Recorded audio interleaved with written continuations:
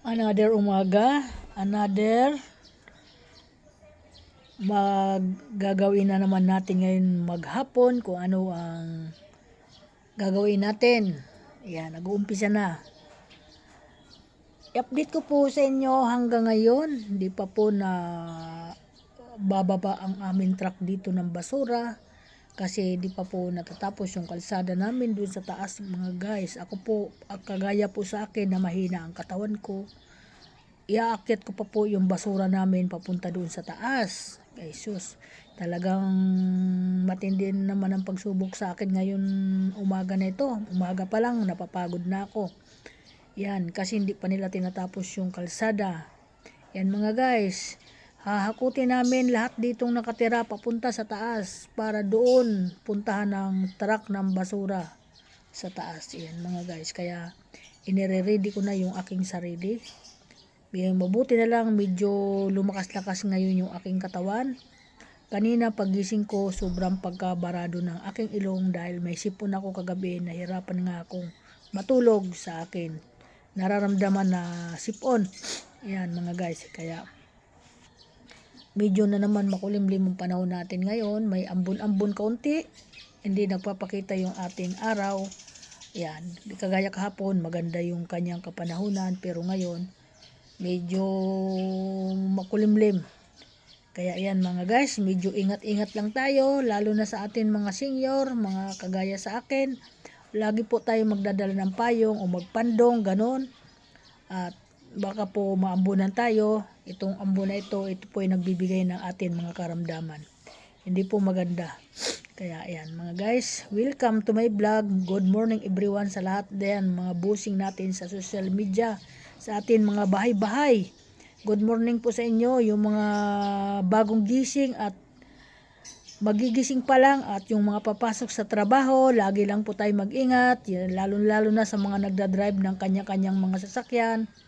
Lalo po tayo mag-iingat kasi nga mahirap po pag parati tayo nagmamadali. Lagi lang po tayong relax at lahat po ng may mga sakit sa high blood, lagi po iinumin yung atin mga maintenance. Yun po ang huwag niyong kakalimutan kasi para po hindi tayo napapahamak ng atin may mga maintenance sa high blood. Kaya okay mga guys, sa sulok ng mundo, isang pasasalamat na naman si Nanay Linda ngayong umaga sa inyo.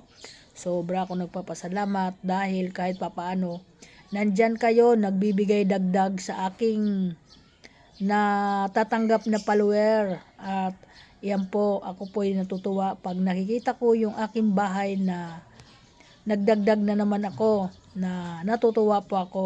Yan po, napakaganda ng aking nakikita at nararamdaman ko. Sabi ko nga gano'n, napaka supportive naman ng aking mga suporta kay Nanay Linda. Kaya sobra ako nagpapasalamat sa inyo, lalo na sa atin pinakabusing dyan sa atin mga libangan. Sobra ako nagpapasalamat sa kanya. Thank you so much at good morning sa kanya. Lagi po siya mag-ingat sa lahat ng kanyang at salamat sa pagbibigay mong libangan sa atin mga kababayan lahat, lalo na sa akin. Ay ako'y nalilibang ng gusto dito. Thank you so much. Ingat din ang mga anak ko ngayon lahat at mga apo ko na mga papasok sa school. Lagi kayo mag-ingat mga apo. At ito, malapit na po yung 14, Sabado. Sa lahat po na magdadaos ng atin Valentine's, kung saan man tayo pupunta, sana ay masaya tayo at mag-ingat tayo. Sobrang maraming tao sa atin mga mall. Siksika na naman yan. Kasi yung nakaraan na punta kami doon, grabe mga guys, hindi agad kami nakasalpak sa upuan sa aming pupuntahan na kakainan. Dahil pila ang tao hanggang labas, mag-aantay ka pa ng bakanting lamisa sa daming taong dumagsa sa pinuntahan namin na mall sa SM. Yan guys, ang dami kasi mga nagmamahalan ngayon nga dumadagsa, doon lang ang kanilang paglilibang para magsama-sama sila mag-anak sa kanilang Valentine's Day. At bumabati ako sa lahat sa mga anak ko na Happy Valentine sa inyo. Yan. Mag-celebrate kayo, magpakasaya kayo. kung saan man kayo magsisilibrate kakain sa labas. At sana ano kayo, mag-ingat sa pupuntahan ninyo. Thank you, maraming salamat at mag-ingat kayo mga anak sa inyong mga hanap buhay ngayon na pupuntahan. Thank you so much. Bye-bye.